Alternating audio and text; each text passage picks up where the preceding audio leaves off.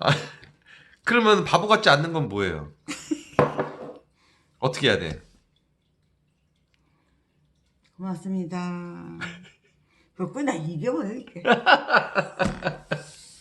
아, 근데 그 사람들이 이게 더 좋아해요. 응, 그게 좋아한다니까 하는데. 그런데 참 내가 생각해봐도 바보요. 아니요. 오. 자, 오늘은 욥기 9장 1절에서 16절까지 말씀이고요. 제가 하나씩 읽으면서 할머니 설명드리도록 할게요. 자, 1절. 욥이 대답하여 이르되 2절. 진실로 내가 이 일이 그런 줄을 알거니와 인생이 어찌 하나님 앞에 의로우랴. 이게 무슨 말이에요? 그렇지. 하나님 보시기에 참 가상스럽지. 무엇이고 부족한 점도 많고 아무리 잘한다 해도 하나님은 눈에 들고 마음에 들 리가 있겠어요. 어렵지. 자, 오늘은 저번에 빌닷이 이제 말을 뭐 했어요, 욥한테. 그거에 대한 욥의 대답을 오늘 하는 겁니다. 그래서 네 말이 정말 맞는 말이다. 근데 인생이 어떻게 하나님 앞에서 의로울 수 있냐? 이게 오늘 이 말씀이 아주 좀 재미있어요. 그러니까 빌닷이 하는 말은 맞지만 과연 인간이 이 추구하는 노력과 인간의 생각이 하나님한테 견줄 수 있을까? 이런 취지의 표현이라고 전 생각이 들거든요. 볼게요. 3절. 사람이 하나님께 변론하기를 좋아할지라도 천마디에 한마디도 대답하지 못하리라. 이게 무슨 말이에요? 하나님 말씀이 좋아도 대답하기에는 어렵다 그 말이죠. 그러니까 하나님한테 아무리 따지고 논쟁을 펼치고 변론하고 소송을 해도 하나님 앞에서는 우리가 한마디도 못할 거다라는 거예요. 그러니까. 상대가 안 되죠, 우리는. 그런 뜻이에요.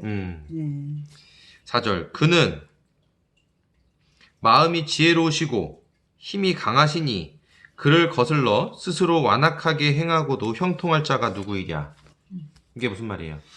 야, 금방 여기 했는데도 생각이 이렇게 안 나는가 봐. 자, 하나님을 말씀하시는 거예요. 하나님이 마음이 지혜로우시고 힘도 강하신데 하나님을 거슬러서 스스로 완악하게 행동하고도 그러니까 인간을 말한 거예요. 하나님이 그렇게 지혜롭고 힘이 강한데 하나님을 거슬러서 완악하게 행동하고도 형통할 자가 누구냐?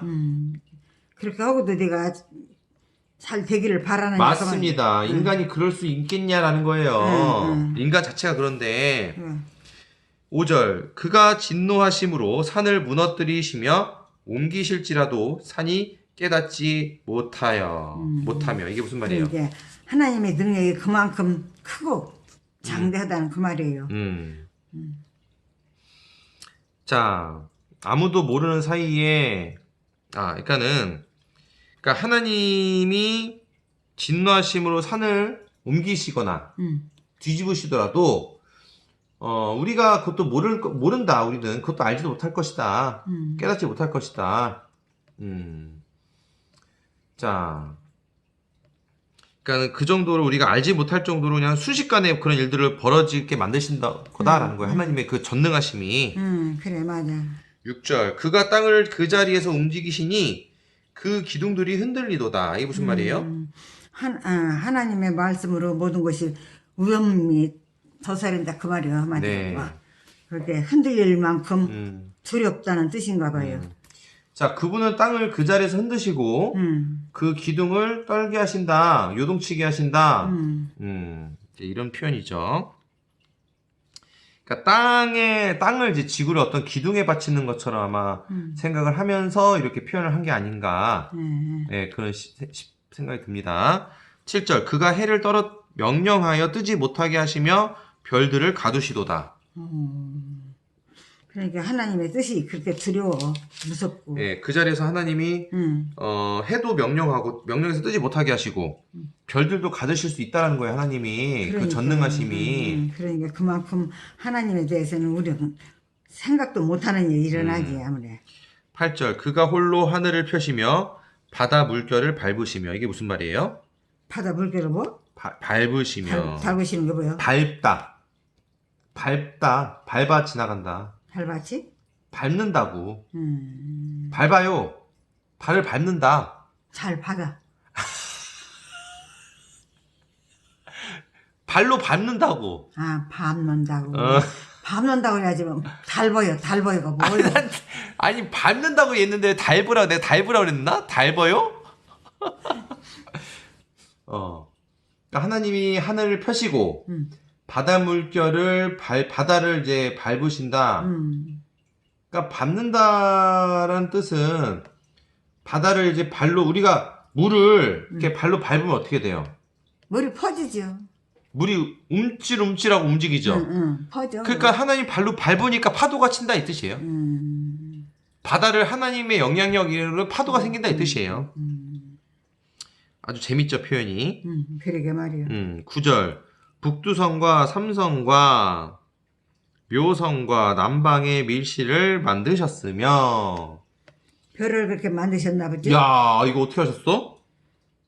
별을 만들어서 여기저기 보여주고. 하미가 어떻게 알았어? 여기 지금 얘기하는 자 하잖아요. 뭘 보고 별인 줄 알았어? 별이라고 얘기한 것 같은데? 아니 봐봐 읽어봐 어디에 별이 나오는지 한번 나한테 나 읽어봐 줘봐. 몰라.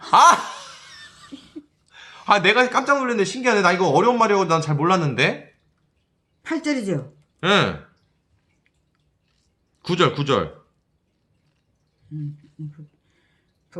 북서 7성, 삼성과 묘성과 남방. 이게 별이요, 별 얘기야. 어떻게 알아? 이게 무슨 말이야? 이게 별 이름이에요. 삼성하고 묘성이? 그런 게. 이게 그리고 별이 또 그게 뭐지? 뭐라고 하는데 잊어버렸네. 화성? 수성? 그런 얘기가 있잖아요. 왜. 근데 나 묘성 삼성은 처음 들어봐. 그런데 여기 이게 지금 별 얘기야, 별. 야 이게 할머니가 또 옛날 말들 잘 아시네. 맞습니다. 이 별자리 만들었다 뜻이에요. 하나님께서. 10절 측량할 수 없는 큰 일을 셀 수 없는 기이한 일을 행하시느니라. 맞아.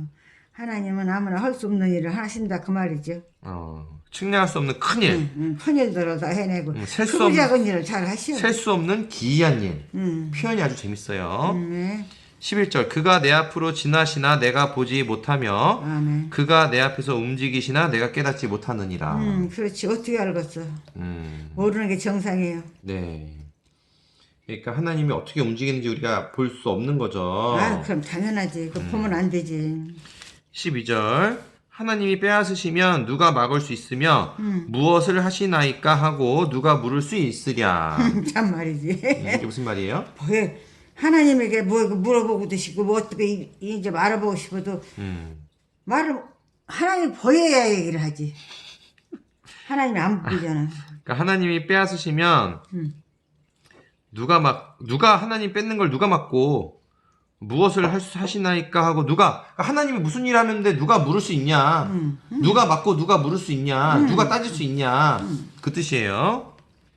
13절 하나님이 진노를 돌이키지 아니하시나니 라합을 돕는 자들이 그 밑에 굴복하겠거든. 이게 무슨 말이에요?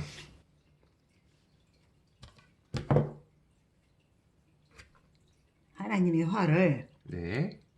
화가 나시면 돌이킬 수도 없고 네. 하나님이 모두에게 능력을 주실 텐데 굴복하는 자에게는 좋은 일이 있겠지요.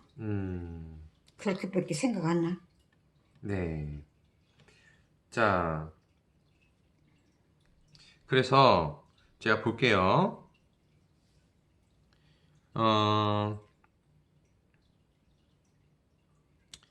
하나님 이 라합이라는 게 악한 사람들이래요.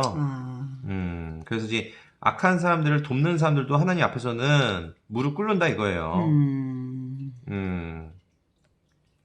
하나님 화나시면 이 사람들도 어차피 굴복할 수밖에 없다. 그렇지. 그러니까 사탄까지 다 포함해서 어차피 하나님 앞에 굴복할 수밖에 없다 이 뜻이에요. 그럼 잘못하면 빨리빨리 굴복해야 돼.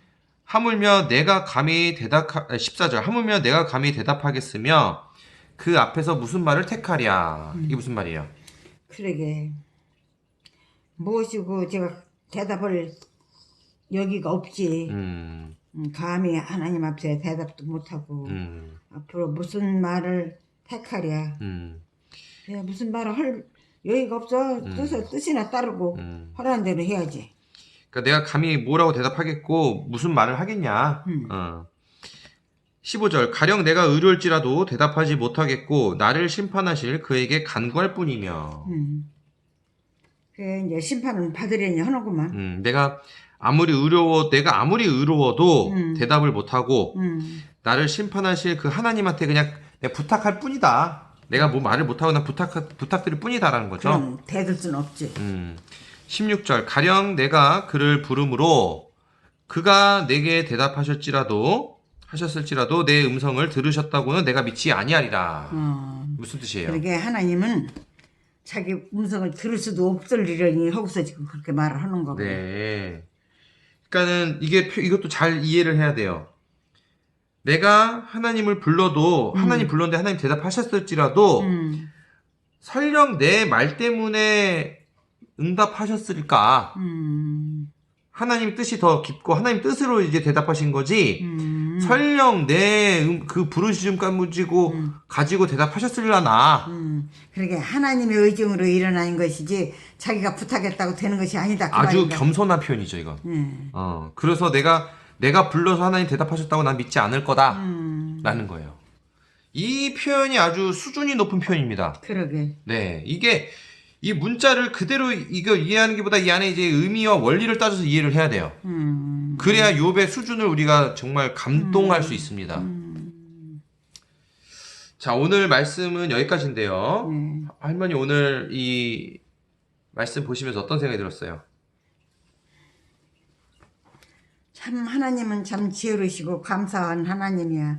누구에게나 죄인도 용서해 줄 때가 있고 착한 사람한테는 더욱더 성장시키시려고 도와주고 그렇게 사시는 걸 너무 부럽지요. 네. 우리도 그렇게 하나님 앞에 합당한 자들이 되기를 바랍니다. 네.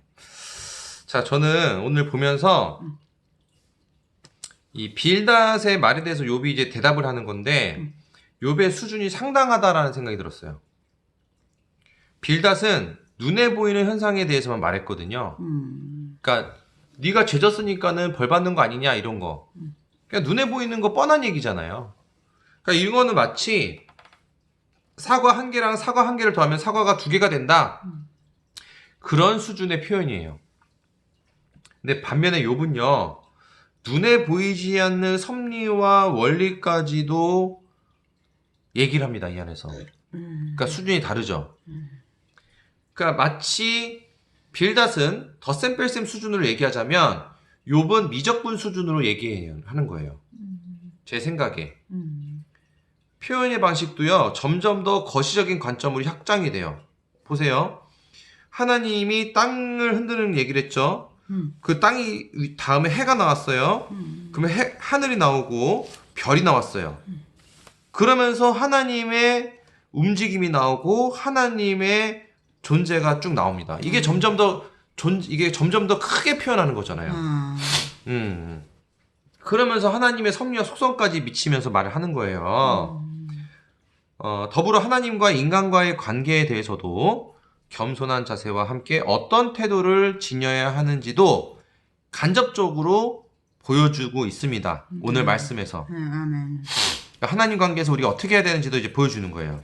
어떻게 해야 되냐? 이제 볼게요.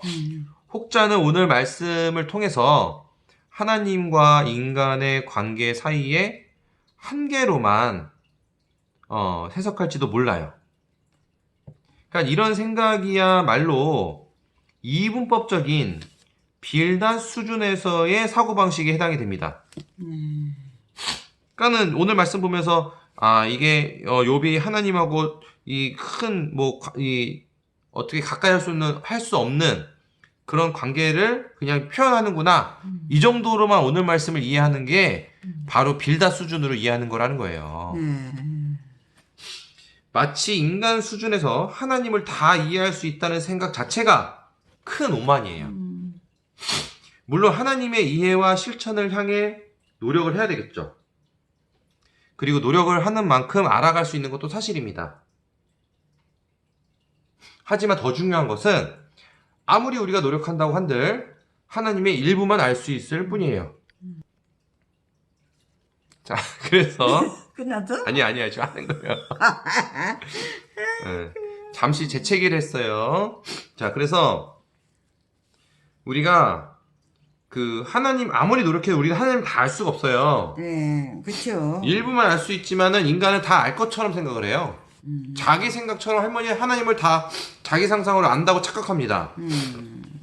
하지만 절대 우리는 다 알 수 없다는 걸 욥이 정확히 이해하고 있었던 것 같아요. 그렇기 때문에 하나님께서 응답을 주셨을지라도 자신의 부르심에 의한 응답이라고 생각하지 않는 거예요. 왜냐하면 자신의 생각보다 더 높은 차원의 섭리로 응답하시는 거라고 생각하기 때문이죠. 참 욥이는 참 아무리 그래도 생각을 엄청나게 하네.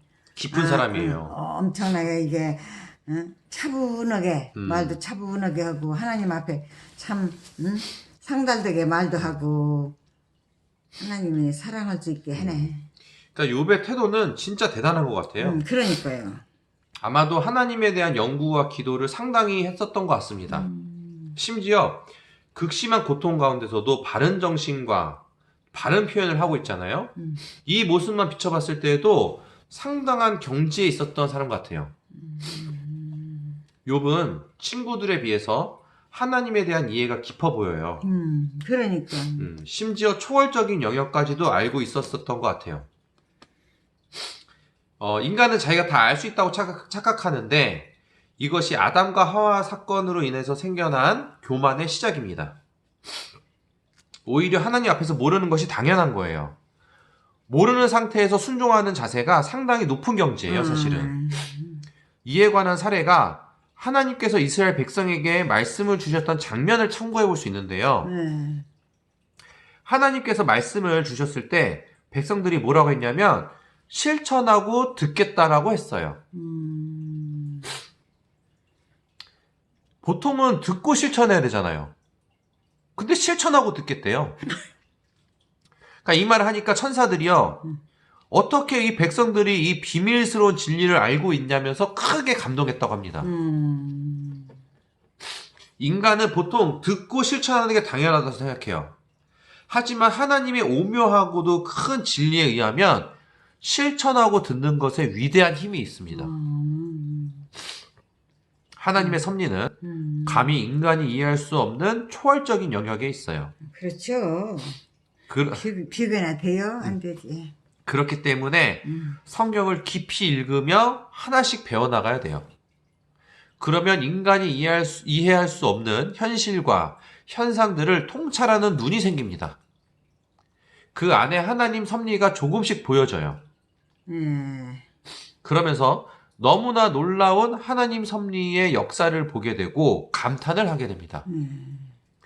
그 이후에는 하나님 섭리에 맞는 언행과 노력을 할 수 있어요. 이것이 곧 축복의 길을 열어주는 열쇠와도 같습니다. 인간의 노력은 아담과 하와 사건과 바벨탑에서 보여주는 죄하고도 같아요. 그 노력의 출발점이 무엇인지 한번 생각해 보세요. 만약 내 생각에서 비롯된 노력이라면 그것은 교만의 시작이 됩니다. 항상 하나님을 생각하면서 움직여야 돼요. 이것은 답을 구하라는 것이 아닙니다. 말 그대로 항상 하나님을 생각하는 상태가 되는 것입니다. 이게 전부예요. 그러면 실질적으로 하나님과 동행하게 되는 겁니다. 자, 오늘 제가 준비한 이야기는 여기까지인데요. 오늘 제 이야기 들으시면서 할머니 한 말씀 해주시면 어떠셨어요? 글쎄, 무슨 말씀을 드려야 할지 모르겠네요. 너무 정말 이렇게 훌륭하게 나에게도 이렇게까지 세밀하게 자세하게 얘기해 주는데도 들을 때뿐이니 참 너무도 야속하고 어떻게 그렇게 선생님에게 아는 게 많은지 참 부럽습니다. 아이고. 너무 부럽습니다. 네, 할머니야도 감사합니다. 할머니도 이 말씀 듣고 감동하고 마음에 그렇게 생각나는 게 있으면 할머니가 아주 잘하시는 거예요. 자, 그러면은 오늘은 이렇게 마치도록 하겠습니다. 할머니 오늘 수고 많았습니다. 네, 감사합니다. 선생님 안녕히 계세요. 너무 고마웠어요. 안녕. 안녕히 계세요. 내일 또 만나요. 웃어요. 스마일.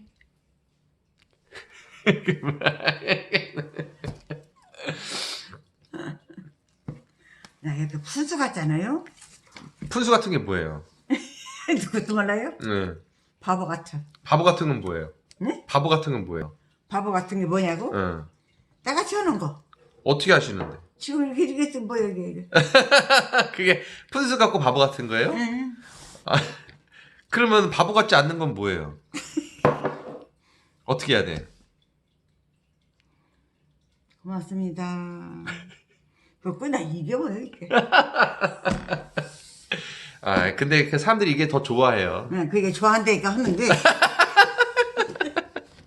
근데 참 내가 생각해봐도 바보요.